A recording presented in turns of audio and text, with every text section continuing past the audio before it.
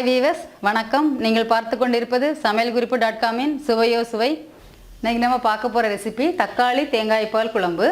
இது செய்கிறதுக்கு தேவையான பொருட்கள் என்னென்னு பார்க்கலாம். 1/4 கிலோ தக்காளியை நான் இந்த மாதிரி பொடியாக கட் பண்ணி வச்சுருக்கிறேன். கட் பண்ண பெரிய வெங்காயம் 1 இந்த மாதிரி நீளமாக கட் பண்ணி வச்சுக்கோங்க. 2 பச்சை மிளகா, 2 காஞ்ச மிளகா, தேங்காய் பால் 1 கப். இது வந்து ரொம்ப திக்கான தேங்காய் பால், தண்ணி அதிகமாக சேர்க்காமல் வெறும் தேங்காய் பால் மட்டும் எடுத்து வச்சுருக்கிறேன். சிறிதளவு இஞ்சி, ஒரு 4 பூண்டு எடுத்து கட் பண்ணி வச்சுருக்கிறேன். மல்லித்தூள் 2 ஸ்பூன், மிளகாய்த்தூள் 1 ஸ்பூன், கரம் மசாலா தூள் 1 ஸ்பூன், மஞ்சள் தூள் 1/2 ஸ்பூன், கடுகு 1 ஸ்பூன், கருவேப்பிலை தாளிப்பதற்கு தேவையான அளவு, எண்ணெய் 4 ஸ்பூன், உப்பு தேவையான அளவு. இப்போது தக்காளி தேங்காய் பால் குழம்பு எப்படி செய்கிறதுன்னு பார்க்கலாம். முதல்ல அடுப்பை ஆன் பண்ணி கடாய் அடுப்பில் வைங்க. கடாய் சூடாகட்டும். கடாய் சூடானதுக்கப்புறமா ஒரு 4 ஸ்பூன் எண்ணெய் ஊற்றிக்கோங்க.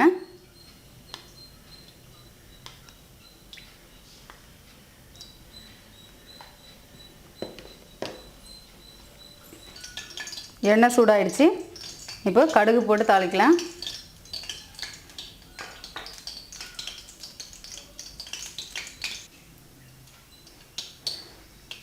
கடுகு வெடிச்சிருச்சு. இப்போ கருவேப்பிலை போடலாம்.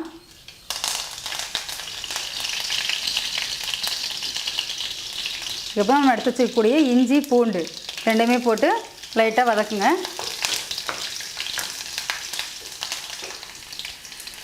அதோட நம்ம எடுத்து வச்சுருக்கக்கூடிய காஞ்ச மிளகாய், பச்சை மிளகாய், கட் பண்ணி வச்சுருக்கக்கூடிய வெங்காயம் எல்லாமே போட்டு நல்லா வதக்குங்க.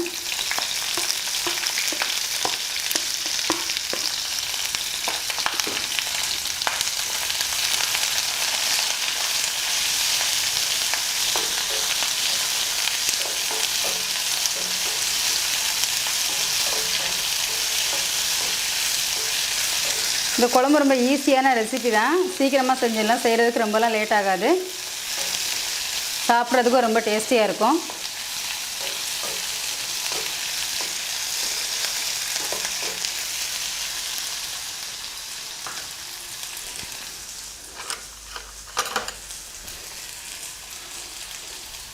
வெங்காயம் வதங்கும்போது கொஞ்சமாக உப்பு போட்டுக்கோங்க.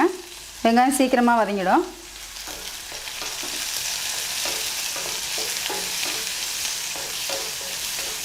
இது நீங்கள் வதக்கும் போதே வாசனை ரொம்ப நல்லாயிருக்கும். கொஞ்சம் இது லைட்டாக கலர் மாறினதுக்கப்புறமா கட் பண்ணி வச்சுருக்கக்கூடிய தக்காளி இதில் போட்டுடலாம். இதில் தக்காளி தான் நம்ம அதிகமாக போடுறோம், ஏன்னா இது தக்காளி குழம்பு.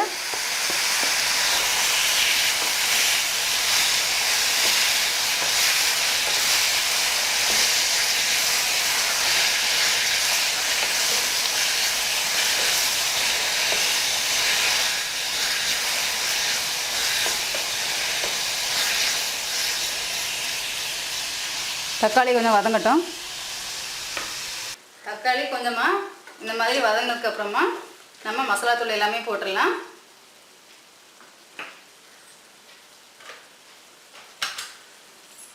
மல்லித்தூள் 2 ஸ்பூன்,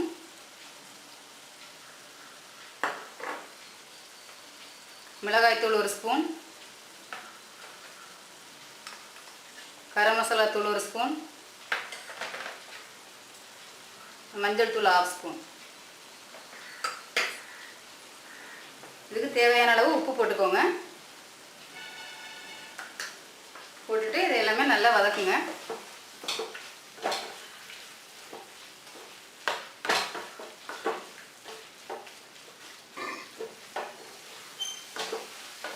இந்த குழம்பு செய்கிறதுக்கு ரொம்ப நேரம்லாம் ஆகாது, ஏன்னா தக்காளி வதங்குறதுக்கான டைம் மட்டும்தான் தேவைப்படும். இந்த தக்காளி இந்த மாதிரி கரண்டிலாம் நல்லா அப்படியே நசிச்சு விட்டுக்கோங்க. இதான் குழம்பு திக்காக இருக்கும்.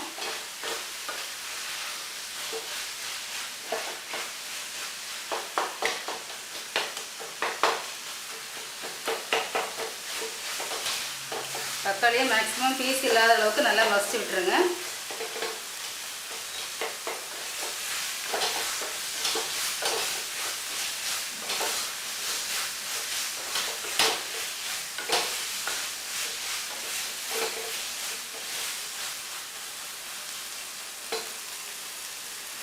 இதில் மசாலா வாசனை போகிற அளவுக்கு இதை நல்லா வதக்குங்க. மசாலா வாசனை போகிறதுக்கப்புறமா நம்ம எடுத்து வச்சுக்கூடிய தேங்காய் பாலை இதில் ஊற்றிடலாம்.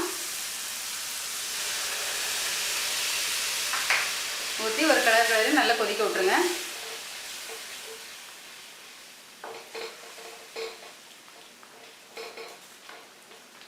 இது சாப்பிட்றதுக்கு ரொம்ப டேஸ்டியாக இருக்கும், வாசனையும் ரொம்ப நல்லா இருக்கும். ஈஸியான ரெசிபி. நல்லா கொதிக்கட்டும். குழம்பு இந்த மாதிரி நல்லா கொதிச்சதுக்கப்புறமா ஆஃப் பண்ணிவிடுங்க. குழம்பு கட்டி ஆகிடும். இந்த மாதிரி பதத்துக்கு குழம்பு இருந்தால் போதும்.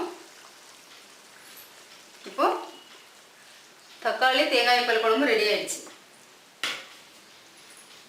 இந்த ரெசிபியை நீங்கள் வீட்டில் செஞ்சு பாருங்கள். இது உங்களுக்கு ரொம்ப பிடிக்கும்னு நினைக்கிறேன். இது பற்றின கருத்துக்களை கமெண்ட்ஸில் சொல்லுங்கள். இது உங்களுக்கு பிடிச்சிருந்ததுன்னா லைக் பண்ணுங்கள் அண்ட் உங்கள் ஃப்ரெண்ட்ஸுங்களுக்கு ஷேர் பண்ணுங்கள். நன்றி, வணக்கம்.